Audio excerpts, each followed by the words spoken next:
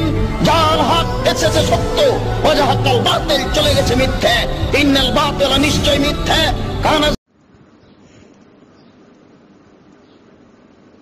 আসসালামু আলাইকুম ওয়া রাহমাতুল্লাহ। আলহামদুলিল্লাহ ওয়াহদা ওয়াসসালাতু ওয়াসসালামু আলা মান লা নবিয়্যা বা'দাহু ওয়া বা'দ।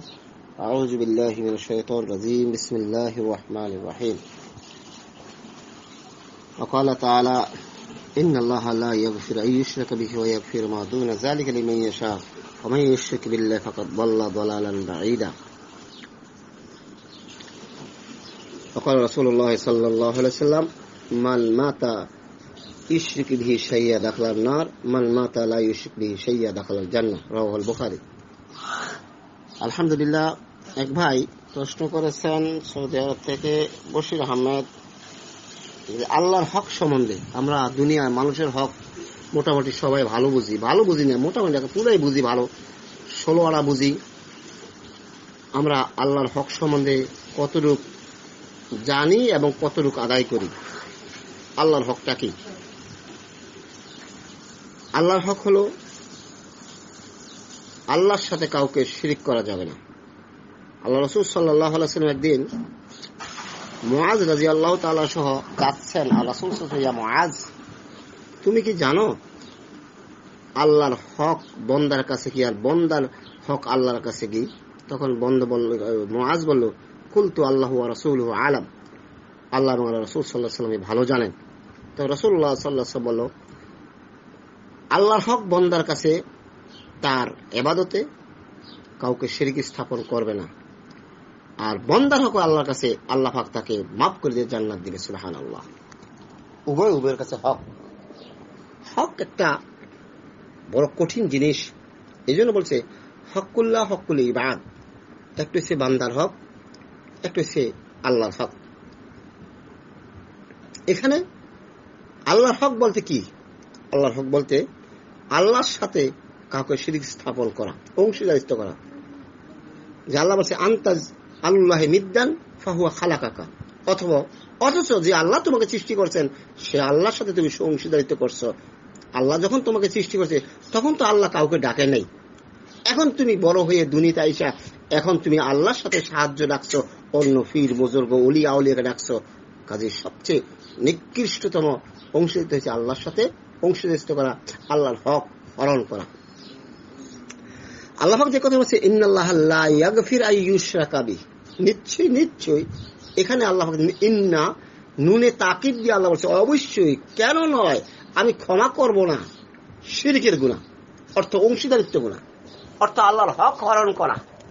দুনিয়াতে যদি কেউ কারো হক হরণ করে, এখন আমরা একটু হকুল ইবাদ সম্বন্ধে যদি আলাপ করি তাহলে আল্লাহর হকটা সম্বন্ধে আমাদের ক্লিয়ার হয়ে যাবে। যেহেতু আল্লাহ বলছেন হকুল্লাহ হকুল ইবাদ, একটু হচ্ছে আল্লাহর হক, হচ্ছে বান্দার হক। এই বান্দার হক যদি আমি অনেক সময় আদায় করি, কাউকে যদি তার হক মেরে খাই, তার সম্পদ মেরে খাই, তাকে কথাই দিয়ে তার হক নষ্ট করি, তার ইজ্জত নষ্ট করি, তার মানহানি করি, তাহলে তাকে মাপ চাইতে হয়। দুনিয়াতে তার মাপ চাইতে হবে, দুনিয়াতেই মাপ চাইতে হবে। আর দুনিয়াতে যদি মাপ না চাই, পরকালে মাপের কোনো রাস্তা নাই, একমাত্র নেক আমলের পরিবর্তন ছাড়া। কিন্তু যে মহান আল্লাহ রাব্বুল আলামিন আমাকে সৃষ্টি করেছেন, এই পৃথিবী সৃষ্টি যখন করেছেন, আকাশ জমিন যখন সৃষ্টি করেছেন, তখন তো আল্লাহ পাক কোনো সাহায্য তালাশ করে নাই। এখন তোমার মতো একজন মানুষকে তুমি কি দেখো নাই তোমার সৃষ্টি কোত্থেকে? তুমি কি দেখো নাই তোমার উৎপত্তি কোত্থেকে? তোমার উৎপত্তি সবেগে মাত্র একটি মাত্র নাপাক পানি থেকে, যে নাপাক পানি বের হলে গোসল করা ফরজ হয়ে যায়, সে নাপাক পানি থেকে তোমাকে আল্লাহ পাক সৃষ্টি করেছেন। সে আল্লাহর সাথে তুমি অংশীদারি করছো, আল্লাহর হক হরণ করছো, তোমার কিন্তু জবাবদিহি করতে হবে। এই জন্য আল্লাহ বলছেন ইন্নাহু মাইয়ুশরিক বিল্লাহ ফাকাদ হারামাল্লাহু আলাইহিল জান্নাহ। এখানে সবগুলো শব্দে নুনে তাকিদ, অবশ্যই। এখানে আল্লাহ বলছেন আপনার যদি দুনিয়াতে কালো চেতি বেটা তোর দেখে দিমু, অবশ্যই আমি তোকে ছাড়বো না। তাহলে জিনিসটা অবশ্যই যখন বলে তখন কতটুক। আর মহান আল্লাহ বলছে ইন্নাহু, অবশ্যই, কেন নয়, আমি তাকে মাফই করবো না, তার জন্য জান্নাত হারাম করে দিলাম। কেন? কে? যে ব্যক্তি আল্লাহর সাথে শিরক স্থাপন করলো, অর্থ অংশীদারিত্ব করলো, আল্লাহর হক হরণ করলো। আল্লাহর হক হচ্ছে মহান। হযরত লোকমান হাকিম, এখানে অনেকের মধ্যে মতানৈক্য আছে। কেউ বলছে লোকমান হাকিম নবী, কেউ বলছে নবী নয়। যাই হোক, সে কথা আমরা পরে যাচ্ছি। যেহেতু লোকমান হাকিমের নামে আল্লাহ পাক তার একটি কথাকে এত পছন্দ করছেন, এত পছন্দ করছেন, এত পছন্দ করছেন, যে কথাকে পছন্দ করে আল্লাহ রাব্বুল আলামিন লোকমানের নামে একটা সূরা নাযিল করেছে, সূরাতুল লোকমান। লোকমান ছেলেকে ডেকে বলে, হে বুনাইয়া, হে আমার বৎস, হে আমার কলিজার টুকরা, কেবল নামাজ কায়েম করো আর আল্লাহর সাথে কাউকে শরীক স্থাপন করো না। দেখেন আজকে আমরা সন্তানকে কত শিক্ষাই দেই, কিন্তু তাওহীদের জ্ঞান দেই না। অথচ লোকমান হাকিম তার সন্তানকে ডেকে আল্লাহর সাথে শিরিক স্থাপন করতে বারণ করে গেলেন। এই কথাটাকে আল্লাহ এত পছন্দ করলেন, এত পছন্দ করলেন, এই জন্য পৃথিবী যতদিন থাকবে ততদিন পর্যন্ত হযরত লোকমান হাকিমের নামে কোরআন কারিমের এই লোকমান সূরাটা সবার জন্য পড়া বাধ্যতামূলক করে দিয়েছেন। কোরআন কারিমে আল্লাহ ঢুকিয়েছে কত বড় ভয়ানক জিনিস। আল্লাহ বলছেন, ইন্না শিরকা লাযুলমুন আযীম, নিশ্চয়ই শিরিক হচ্ছে মহা অপরাধ, মহা পাপ, অংশীদারিত্ব। যে আল্লাহ পাক তোমাকে সৃষ্টি করেছেন, আনতাজাল্লাহি নিদ্দান ওয়া হুয়া খালাকা, আল্লাহ পাক তোমাকে সৃষ্টি করেছে, সে আল্লাহর সাথে তুমি অংশীদারিত্ব করছো। যেমন আল্লাহ বলেন, ওয়াকালাত তাখাযাল্লাহু ওয়ালাদা, তারা বলে আল্লাহ সন্তান গ্রহণ করছে। সন্তান মানে কি? অংশীদারিত্ব। বিবি মানে কি? অংশীদারিত্ব। আহাল মানে কি? অংশীদারিত্ব। তারা বলে ওয়াকালাত তাখাযাল্লাহু ওয়ালাদা সুবহানাহু বাল্লাহু মা ফিস সামাওয়াতি ওয়াল আরদ কুল্লুহু কানিতুন, অথচ তিনি তা থেকে পবিত্র, বরং আকাশমণ্ডলী ও জমিনে যা কিছু আছে সবকিছু তারই মালিকেরা দিন। দেখেন এই আয়াত আমি যে কথাটা প্রথম শুরু করছিলাম আপনাদেরকে সাথে, যে আল্লাহ বলছেন যে আমি অথচ পৃথিবী সৃষ্টি করেছি, আকাশ এবং জমি একক সত্য, মানে কোন অংশ ডাইনে বামে উর্ফে নিচে কেউ জর্রা পরিমাণ কোনো সাহায্যকারী অংশীদারিত্ব নেই। তো এই কথা কালাম ইহুদিরা ওয়াকালাত তাখাযাল্লাহু ওয়ালাদা, তারা বলে যে আল্লাহ সন্তান গ্রহণ করেছে। আল্লাহ দুঃখ করে বলছে অথচ তিনি তা থেকে পবিত্র, যে না, আল্লাহু আহাদ আল্লাহুস সামাদ লাম ইয়ালিদ ওয়া লাম ইউলাদ। এই সূরাটা একটা ছোট্ট একটা সূরা, আমরা প্রতিনিয়ত সবাই পড়ি। দুর্ভাগ্য হলো কি অর্থ বুঝি না।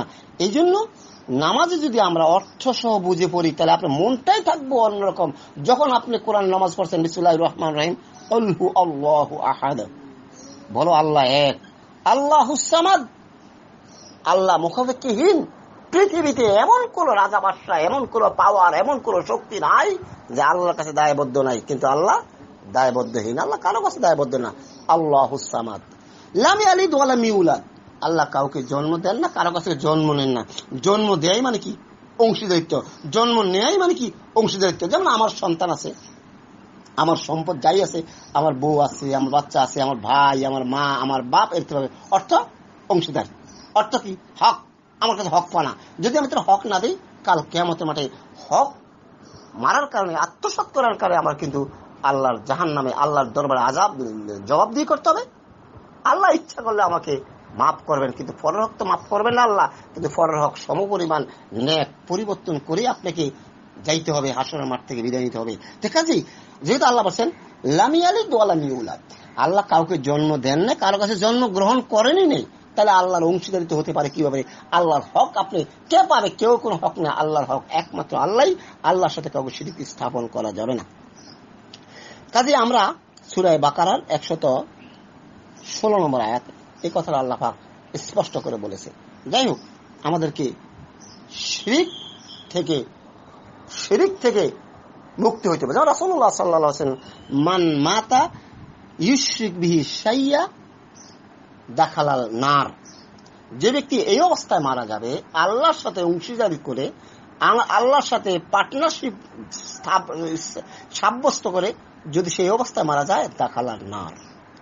আর মান মাতা লা ইউশরিক বিহি শাইয়া, বল মাতা লা ইউশরিক বিহি শাইয়া, আর এই অবস্থায় যদি মারা যায় কারো সাথে শিরক স্থাপন করে নাই, কারো সাথে অংশীদারিত্ব করে নাই, এই অবস্থায় যদি মারা যায়, তাহলে সে যাবে জান্নাতে। হাদিসটা অনেকদিনে বলছি।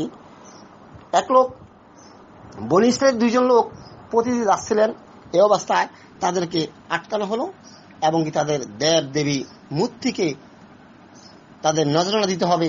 এক লোকের আটকালো, বললো তুমি কিছু দাও। বললো ভাই দিব, যে আমার কাছে কিছুই নাই। বললো যে তুমি যদি কিছুই না করে একটা মাছি হলে দাও। ওই লোকটা মাছিটা ধরলেন, ধৈরা মাছিরা তাদের দেবীর নামে উৎসর্গ করলেন। দেওয়ার পরে রাসূলুল্লাহ সাল্লাল্লাহু আলাইহি ওয়াসাল্লাম সে লোকটা দাখালার নার, জান্নাতে প্রবেশ করলেন। মসজিদে দিল তো জান্নাতে প্রবেশ করলো, জাহান্নামে প্রবেশ করলো।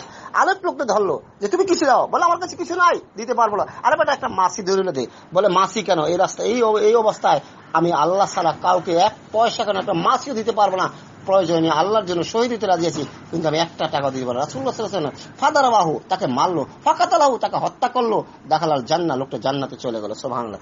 একটি লোক মাসি দিয়া জাহান্নামে গেল, আর একটি লোক মাসি না দিয়া জান্নাতে চলে গেল। আল্লাহর হক কত বড় মহান, আজকে আমরা সেই আল্লাহর হক বুঝি না। এই যে আল্লাহ বলছে ওমা কাদার আল্লাহ হাক্কা কাদারি, মানুষগুলা আল্লাহর সম্বন্ধে চিনে না, আল্লাহকে জানে না। যদি আল্লাহ জানতো আল্লাহ কে, আল্লাহর পাওয়ার কি, আল্লাহর শক্তি কি, আল্লাহর মর্যাদা কতটুকু, তাহলে মানুষ কখনো শিরিক করতো না, আল্লাহর হকটি ছিনিমিনি খেলতো না। ঠিক আছে, আমাদেরকে আল্লাহর হক সম্বন্ধে যথাযথ আমাদের জ্ঞান অর্জন করতে হবে। আজকে আমাদের দেশে বিশেষ করে মাদ্রাসাগুলো আরব জাহানে ছোট থেকে তাদেরকে আকায়েদের মাসালা শিক্ষা দেওয়া হয়, কিন্তু দুর্ভাগ্য আমাদের বাংলাদেশ, ভারত, পাকিস্তানে আকায়েদের মাসালা নাই বললে চলে। ওই মেশকাতে গিয়া যখন সে বুড়ো হয়ে মাথা পাইকা দেয়, তখন মেশকাতে গিয়ে তাকে আকায়েদের মাসালা শিক্ষা দেয়। এই লোকগুলো আকায়েদের মাসালা কি শিখবে? আজকে আকায়েদ যদি আমাদের ভুল থাকে, যদি আকায়েদের মধ্যে আমাদের ত্রুটি থাকে, তাহলে আমরা প্রতিনিয়ত, সেদিন এক ভাই বলে যে, অনেক দীর্ঘায়িত কথা, এক মাওলানা সাহেব আমাকে বলে যে 10 জনে মিল্লা যদি একসাথে সূরা ফাতিহা পড়ে, তাহলে 10 জনের কথা কেউ শুনতে পারলো না। আবু হানিফা রাহিমাহুল্লাহ একটা উদাহরণ দিল আমাকে, বলে একদিন আবু হানিফা রাহিমাহুল্লাহর কাছে এক লোক আসলো, 1000 লোক আসলো, আয়েশা বলল, হে আবু হানিফা রাহিমাহুল্লাহ, আপনি আমাকে প্রশ্ন দেন। কি প্রশ্ন? যে আমরা ইমাম পিছে সূরা ফাতিহা পড়বো কি পড়বো না, আপনি আমাদের উত্তর দেন। তখন ইমাম আবু হানিফা বললো নাকি যে আপনারা সবাই একসাথে বলেন। 1000 লোক সবাই একসাথে একবার, দুইবার, তিনবার বললো। আবু হানিফা রাহিমাহুল্লাহ বললো, আমি তো কথা শুনি নাই, আমি তো মানুষ একজন, কান হচ্ছে 2টা, আপনাকে এত কথা শুনুন করছেন, সুতরাং আপনার কথা আমি শুনি না, আপনারা আমাকে একজনে বলেন। তো একজনে বলছে, বলার বলো আচ্ছা তো ঠিক আছে, এবার বলো তোমরা 1000 জন যখন কথা বলছো তখন আমি কিছুই শুনি না, যখন তোমরা একজন বলছো আমি কথা শুনছি, সুতরাং তোমাদের পক্ষ থেকে ইমামে সূরা ফাতিহা পড়লে চলে যাবে, আর কিছু লাগবে না। ফা ইন্না লিল্লাহি ওয়া ইন্না ইলাইহি রাজিউন। জাতি এখান থেকে কিছু বুঝতে পারছেন? বুঝেন নাই। আমরা তো সূরা ফাতিহা পড়ি ইমামকে শোনার জন্য নয়, আমরা তো সূরা ফাতিহা পড়ি মুরব্বিকে শোনার জন্য না, আমরা ইমামে সূরা ফাতিহা পড়ি আল্লাহর সাথে কথোপকথন করি। সে আল্লাহ কি একসাথে 1000 লোকের কথা শুনতে পারবে না? এই যে আলেম দাবি করছে, দেখেন শিরিকের কথা, দেখেন সে লোকটা শিরিক করলো, সে লোকটা বুঝাইতে চাইলো যে আল্লাহ পাকের সাথে একসাথে 10 জন লোক সূরা ফাতিহা বললে শুনতে পারে না। নাউযুবিল্লাহি মিন যালিক, ইন্না লিল্লাহি ওয়া ইন্না ইলাইহি রাজিউন। আকায়েদের কত ত্রুটি, আকায়েদের কত বড় ত্রুটি, তারা আবার দাবি করে বড় মুফতি, বড় মুহাদ্দিস। আল্লাহর কসম করেছি, গত সপ্তাহে লোকটা আমার সাথে জম তর্ক, একজন বড় মুহাদ্দিস, আবার এইভাবে কয়, বেটা নাউযুবিল্লাহ, খারাপ কথা কয়, চুল দাড়িতে ফাঁকছে আরো কিছু ফাঁকছে, আমাদের মাসালা শিখাজ। এই লোকটা করলো শিরক। আল্লাহ কত বড় পাওয়ারের কথা বলছে, ফা ইন্না লিল্লাহি ওয়া ইন্না ইলাইহি রাজিউন। আমি কি ইমামকে শোনাচ্ছি? আর আমি তো জোরে পড়ছি না, আমি আস্তে আস্তে পড়ছি। আমি সূরা ফাতিহা আল্লাহর সাথে কথা বলি। রাসূলুল্লাহ সাল্লাল্লাহু আলাইহি ওয়াসাল্লাম মুসলিম শরীফ হাদিস ইসলাম পাওয়ার 2য় খণ্ড বলছে, সূরা ফাতিহা আল্লাহ এবং বান্দার সাথে নিসফাইন, অর্ধেক আধা ভাগ। তাহলে আমি কার সাথে কথা বলছি? আল্লাহর সাথে। সূরা ফাতিহা কাকে শুনেছি? আল্লাহকে শুনেছি। এখানে অংশীদার কার করছি আমি? আর উনি বলছে যে আমি আবু হানিফা শুনি না। তাহলে আবু হানিফা না শুনলে প্রথম বড় সে বুঝে এসেছে যে আমি যখন শুনি না, আল্লাহও শুনেন না। নাউযুবিল্লাহি মিন যালিক। কিছু কিছু কথা আপনি কি জবাব দিয়েছেন? আমি তো আবু হানিফাকে শোনানোর জন্য বলি না, কোন মুফতিকে মুহাদ্দিসকে শোনানোর জন্য সূরা ফাতিহা বলি নাই। আমি পড়ছি আল্লাহকে শোনানোর জন্য। আমি আস্তে আস্তে পড়ছি, মনে মনে পড়ছি, এখানে শুনেছি আল্লাহকে। উনি বলছে যে আমি 1000 লোকের কথা শুনি না, কাজে একজনে বলো হয়ে যাবে। তাহলে আমি বলছিলাম যে ঠিক আছে, যদি 1000 লোক হয় তাহলে আমি কালকে ঘরের থেকে টেলিফোন করে আমাকে ইমাম সাহেব করে দিই, ইমাম সাহেব হ্যাঁ ভাই আমি তো আইতে পারলাম না, একটা ভেজাল ইমাম, আমি ছেড়ে দিলাম, নামাজটা আপনি পড়লেন, তাহলে কালাস মসজিদ যাওয়ার দরকার নাই। ঠিক আছে, আল্লাহর হক কিভাবে আমরা নষ্ট করতেছি। আজকে আমাদের আকায়েদের মাসালা না জানার কারণে, তাওহীদ না জানার কারণে, আল্লাহর একত্বতা না জানার কারণে আজকে আমরা পথে পথে অংশীদারি করছি এবং আল্লাহর হক নষ্ট করছি। মনে রাখবেন, আল্লাহ বলছে ইন্নাল্লাহা লা ইয়াগফিরু আইয়ুশরাকা বিহি ওয়া ইয়াগফিরু মা দুনা যালিকা লিমান ইয়াশা। আল্লাহ বলছে আমি ক্ষমা করব না আমার সাথে শিরিক করে, অর্থাৎ আমার সাথে অংশীদারিতা, আমার হক নষ্ট করে যদি আমার সামনে আসে, তাকে আমি ক্ষমা করব না। অবশ্যই তাকে ক্ষমা করে দিব, এছাড়া অন্য গুনাহ ইচ্ছা করলে আমি ক্ষমা করে দেব। কাজেই আমরা খবরদার, আল্লাহর হক থেকে আমরা খুব ভয়, আল্লাহর হক হরণ করা থেকে আমরা খুব ভয় করি। দেখুন, আমি বলি নাই ইমানের পরেই নামাজ, বাইশেষ কোনো কারণে নামাজ ছুটে যায়, আমাদের নামাজ শরীরকে আমি আদায় করতে পারি না, আসরটা একটু কাজা হয়ে যায়, ত্রুটি হয়ে যায়, ছোটকালে অনেক নামাজ ছুটে গেছে, তার জন্য আল্লাহ ইচ্ছা মাফ করতে পারে। কিন্তু যদি শিরকের গুনাহ জানার পরে যদি খালেস তওবা করে নামাজ না যান, তাহলে ভাই আপনার জন্য জান্নাত হারাম। ইন্নাহু মাইয়ুশরিক বিল্লাহ ফাকাদ হারামাল্লাহু আলাইহিল জান্নাহ। নিশ্চয়ই আল্লাহ বলেন, যে ব্যক্তি আমার সাথে শিরক অবস্থায় মারা যাবে তার জন্য জান্নাত হারাম। ওয়া মাওয়াহুন নার, তার জন্য থাকবে জাহান্নাম। ওয়া মা লিয যালিমিনা মিন আনসার, জালিমদের কোনো সাহায্যকারী থাকবে না। কাজেই হুঁশিয়ার, আল্লাহর হক আমরা যথাযথ আদায় করার চেষ্টা করব। আল্লাহর সাথে কাউকে শিরক স্থাপন করবো না। আল্লাহর প্রয়োজনে আমরা ভিক্ষা করে খাবো, প্রয়োজনে আমরা এখানে জীবন দিতে প্রস্তুত, তথাপি আল্লাহর সাথে আমরা শিরিক করবো না। হে ভাই দিনী ভাইরা, আসুন আমরা শিরিকের সম্বন্ধে জানি, তাওহীদ সম্বন্ধে জানি, আকায়েদ সম্বন্ধে আকায়েদকে মজবুত করি। আজকে আকায়েদ না জানার কারণে আমাদের মধ্যে এই দ্বন্দ্ব ফাসাদ হচ্ছে। আজকে দেখুন না, কত বড় আলেম দাবি করে, তারপরে বলে যে আমরা মুফতি। যাই হোক, আল্লাহ পাক আমাদেরকে রক্ষা করুক, আমিন। আল্লাহ পাক আমাদেরকে, আল্লাহুম্মা ইন্নী আউযু বিকা ওয়া আনা উশরিক বিকা ওয়া আলামু ওয়াস্তাগফিরুকা লিমা লা আ'লাম। আল্লাহ পাক আমাদেরকে জানা অজানা ছোট